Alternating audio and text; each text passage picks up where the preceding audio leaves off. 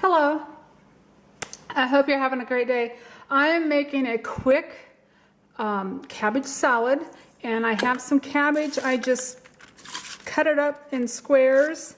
You could shred it if you wanted. Okay, I have my lime. I'm gonna squeeze in a lime, and then I'm gonna add some olive oil, salt, and garlic pepper. So 1 or 2 limes, it just depends. 1 lime seems to be good. Probably about 2 to 3 tablespoons of olive oil.